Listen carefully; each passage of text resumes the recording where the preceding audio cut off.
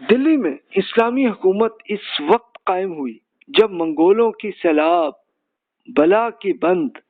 ٹوٹ چکے تھے۔ ان درندوں سے جان بچا کر جو علماء اور صلحاء بخارا، خوارزم، خراسان، پھر ایران، عراق سے بھاگ کر ہندوستان میں پناہ گزین ہوئے، ان سے یہاں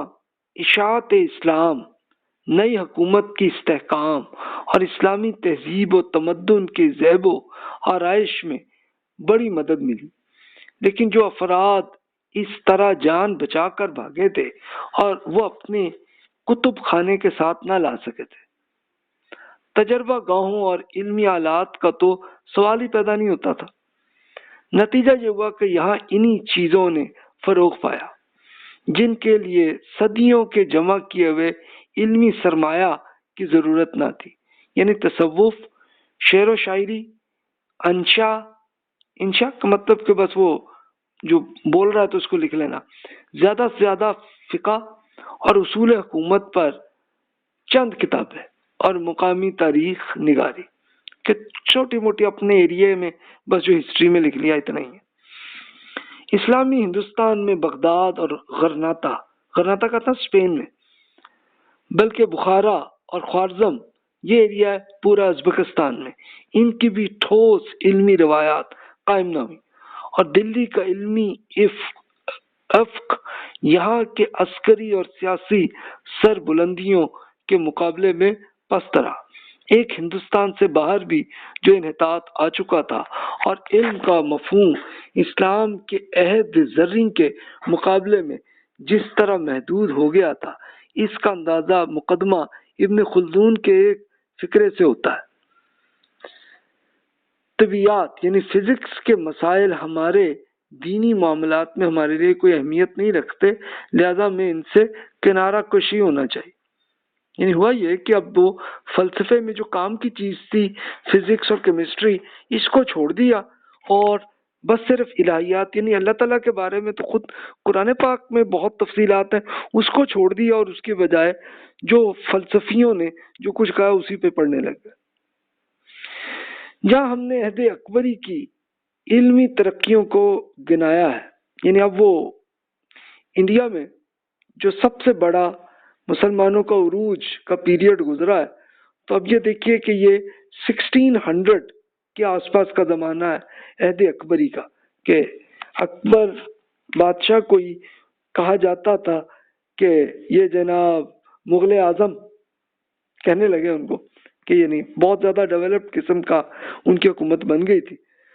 تو وہ ان کا علمی ترقیوں کو آپ گنایا۔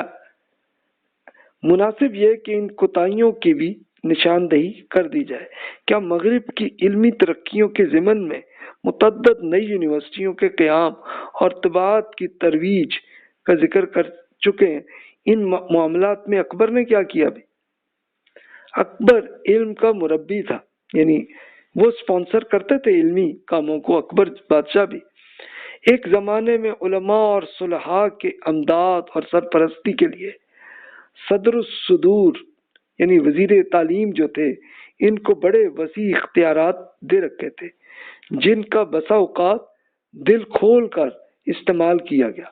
لیکن اس نے یا ابو الفضل نے کتنی یونیورسٹیاں قائم کی؟ انفارچونیٹلی ایک ہی نہیں، ایک بھی نہیں بنائی، بلکہ اس کے 50 سالہ عہد حکومت میں اس کی طرف سے فیروز تغلق کی قائم کردہ مدرسہ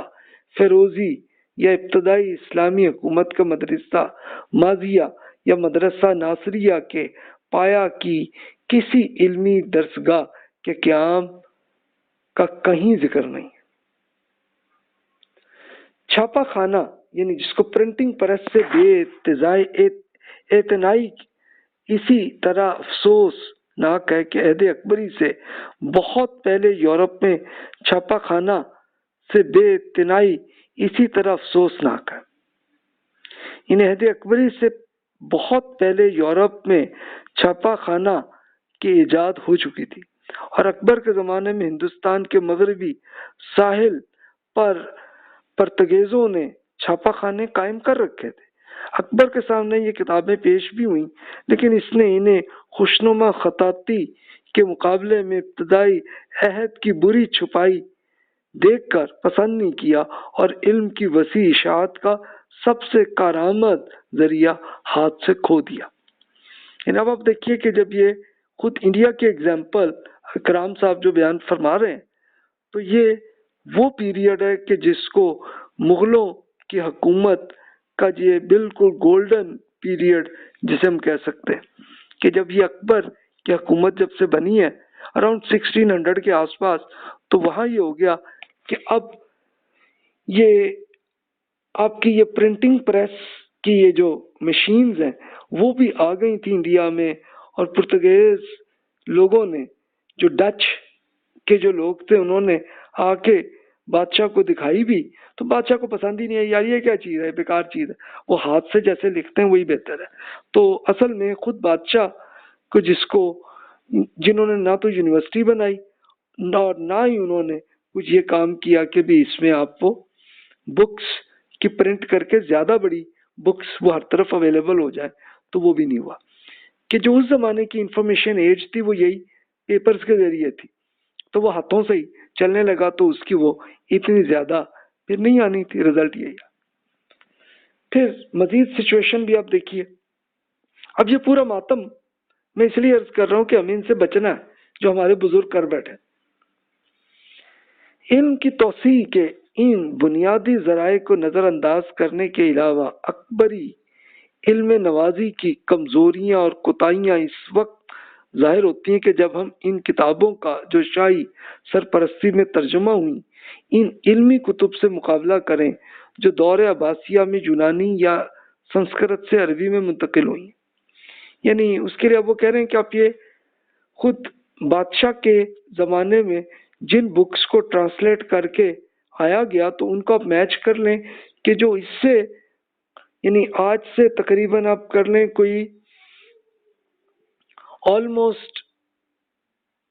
1000 سال پہلے جو بکس کے ترجمے ہوئے تھے اس کو اب میچ کر کے آپ دیکھ لیں، یعنی اب سے 400 سال پہلے جو ہوئی ہیں تو آپ کو کوالٹی سے پتہ چل جائے گا۔ اکبر نے تالیف و ترجمہ کا انتظام کر کے یقیناً علمی خدمت کی اور اس معاملے میں اپنی پیشرو شاہان دلی پر اسے فوقیت حاصل ہے، لیکن اس کی سرپرستی میں کتنی اور کس قسم کی کتابیں ترجمہ ہوئیں، تعداد کے لحاظ سے ان کتب سے کوئی نسبت نہیں جو اتنی ہی مدت سے بغداد کے دارالحکمت میں ترجمہ کی گئی۔ تعداد سے بھی زیادہ اہم کتب کی نوعیت ہے۔ عہد اکبری میں جو کتابیں ترجمہ ہوئی ہیں یا لکھی گئی ہیں ان کی موضوع کیا ہے اور ان میں علمی کتب کتنی تھیں۔ ان میں سے بعض کتابیں تو ہنود کی مذہبی کتابوں کا ترجمہ تھیں جس کا مقصد ظاہری یا سیاسی تھا، بعض داستانے اور افسانے تھے جن کے ترجمے سے بادشاہ اور بیگمات کی زیامت اتباع کے اہتمام مقصود تھا، چند کتابیں تاریخ کی تھیں۔ تو ان ساری فہرست پر غور کریں تو خالص علمی کتابیں فقط 2 یا 3 نظر آتی ہیں۔ ایک ریاضی میں لیلادتی کا ترجمہ، دوسری علم حیات میں، حیات کیا ہے کہ ان کا جو یہ انجینئرنگ کا یہ جو پورا میپ جیسے وہ بناتے ہیں وہ تھا اس زمانے میں۔ عہد اکبری کے علم نوازی کا اگر مغرب کے معاصرانہ علمی ترقیوں سے نہیں عہد عباسی کے علمی کارناموں سے ہی مقابلہ کریں جنہوں نے ہر طرف سے اخذ فیض کر کے عربی میں متعدد نئے مستقل علوم کی مستحکم بنیادیں قائم کر دی تھیں، تو پتہ چلتا ہے کہ مسلمانوں کی علمی سطح عہد اکبری میں کس حد تک گر چکی تھی، بلکہ ذہن کس طرح بدل گئے تھے۔ حقیقت یہ کہ اکبر اور اس کے رفقائے کار کے سامنے زیادہ سے زیادہ ہرات کے سلطان حسین مرزا جو 1506 کے زمانے کے یہ بزرگ تھے جیسے مربیان ادب اور فن کی مثالیں تھیں۔ بغداد اور غرناطہ کی علمی سرگرمیوں سے وہ بے خبر تھے اور اس زمانے میں علم نہیں ادب و فنون لطیفہ کا عروج حاصل ہوا۔ تو ان ایگزامپل سے اب آپ کو خود اندازہ ہو گیا ہوگا کہ یعنی ابھی بھی یہ جو اکرام صاحب نے جو ارشاد فرمایا، انہوں نے جو ریسرچ کی ہے، تو آپ خود اس کو میچ کر کے آپ بھی دیکھ سکتے ہیں کہ مثال کے طور پر جو اراؤنڈ 800 900 1000 سی کا پیریڈ میں مسلمانوں میں جو بکس کا ترجمہ ہوا، اس کا اب ترجمہ تو آ کے اردو میں یا انگلش میں آپ کو کافی مل جائے گا. اسی میں سے کچھ کو آپ پڑھ لیں اور اس کے ساتھ پھر آپ یہ میچ کر لیں کہ اب یہ اکبر بادشاہ کی جب وہ حکومت بنی تھی 1600 کے آس پاس کے زمانے میں، اس میں جو بکس کا ترجمہ ہوا اس کو آپ میچ کر کے دیکھ لیں تو آپ کو خود اندازہ ہو جائے گا کہ علمی اعتبار سے رزلٹ ہمارے ہاں کیا ہوا، کہ یہ جمود اور انحطاط ہے، اس کے علاوہ اور کچھ نہیں. اچھا، اور آگے دیکھتے ہیں. پھر فرمایا انہوں نے مزید، یعنی انہوں نے ایک آپ کہہ سکتے ہیں کہ انہوں نے ایک ہمارے بزرگوں نے جو علمی اعتبار سے جو جرم کیا تو اس کی وہ پوری ڈیٹیل وہ بیان کرتے ہیں، تو ایک طرح کا ماتم ہی کرتے ہیں. عہد اکبری صحیح معنوں میں جمود یا انحطاط کا دور نہیں تھا، سیاسی اور انتظامی معاملات میں یہ ٹھوس ترقی کا دور تھا. لیکن اگر اس ترقی کا مغرب کے معاصرانہ ترقیوں سے مقابلہ کریں تو رفتار سست اور ترقی محدود نظر آتی ہے. کچھ اسی طرح کا عمل علماء اور صوفیاء کے ضمن میں کار فرما تھا. پہلے علماء کو لیجیے آپ کہ جن میں کوئی شک نہیں کہ اس عہد میں تعلیم اور تعلم میں بنیادی اضافے ہوئے.